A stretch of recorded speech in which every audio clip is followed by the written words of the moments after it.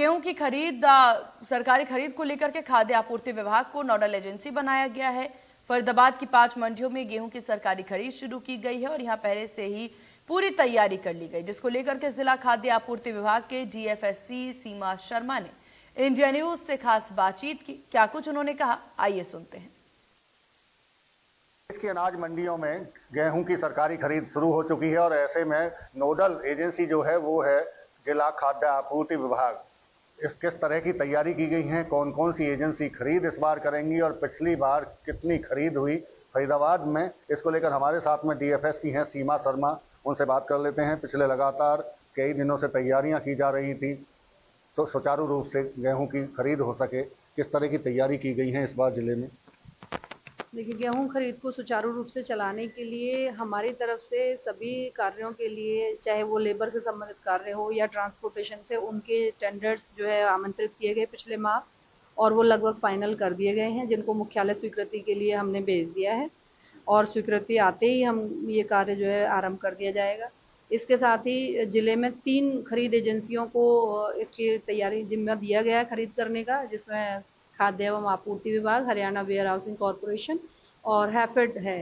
तो जिले में कुल 6 मंडियां हैं, जिसमें से सभी मंडियों में तीनों खरीद एजेंसियों के बीच दिनों का आवंटन मुख्यालय द्वारा किया जा चुका है और सभी खरीद एजेंसियों की जिला प्रशासन के साथ बैठक करवाई जा चुकी है, जिसमें सभी मंडियों में साफ सफाई के लिए, किसानों के लिए जो मूलभूत सुविधाएं हैं उनको उपलब्ध कराने के निर्देश भी जिला प्रशासन की ओर से दे दिए गए हैं।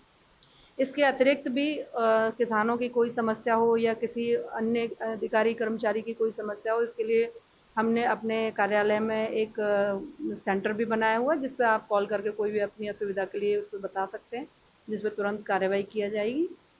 और सभी तरीके से स्टाफ जो है मंडियों में डेप्यूट कर दिया गया है। सभी खरीद एजेंसियों द्वारा अपने अपने अधिकारी कर्मचारियों की तैनाती मंडियों में कर दी गई है। तैनाती की आप बात कर रहे हैं कि जो एजेंसी हैं, खरीद एजेंसी, उनके लोग पहुंच गए हैं वहाँ, लेकिन पिछली बार देखा था कि 1-2 मंडी ऐसी थी जहाँ खरीद एजेंसी पहुंची ही नहीं थी, तो क्या इस बार ये तैयारी मुकम्मल कर ली गई है?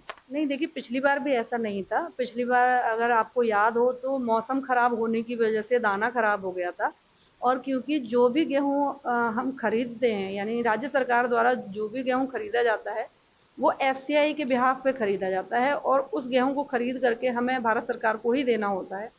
तो जो भारत सरकार की तरफ से किसी भी गेहूं के लिए, चाहे आप सरसों के लिए मान लीजिए, मानक तय किए जाते हैं जिसके अंदर कोई दाने की टूट फूट, कोई श्रिवल्ड दाना, तो पिछली बार लस्टर लॉस होने की वजह से गेहूं जो है मानकों को पूरा नहीं कर रहा था। वारदाने को भी लेकर शिकायतें रहती हैं पहले, अब तो अमूमन हालांकि कम हो गई हैं शिकायतें। इस बार वारदाना समय पर पहुंचे, ये भी व्यवस्थाएं हैं? हमारे पास पूरा वारदाना आ चुका है समय से पहले ही। एक सवाल ये है कि पिछली साल की जो खरीद हुई थी फरीदाबाद जिले की, क्या उम्मीद उससे ज़्यादा की है? किस तरह से देख रहे हैं और पिछली बार कितनी खरीद हुई थी जिले से? ये उम्मीद ज़्यादा की यूँ है कि अब की बार जो कृषि विभाग है उसने हमको जो आंकड़ा दिया है वो 1 लाख मेट्रिक टन से ज़्यादा की पैदावार होने का आंकड़ा दिया है। लेकिन फिर भी क्योंकि कुछ फसल किसानों द्वारा अपने उपयोग के लिए या जनता के उपयोग के लिए भी मंडियों से अलग भी बेची जाती है, तो उसको अगर हम ना भी मिलाएं तो हमें 1 लाख मेट्रिक टन के अराउंड हम मान के चल रहे हैं, क्योंकि पिछली बार जो खरीद है वो 75,000 मेट्रिक टन हुई थी। तो हम ये उम्मीद कर सकते हैं कि इसी के बीच में ये आंकड़ा रहेगा।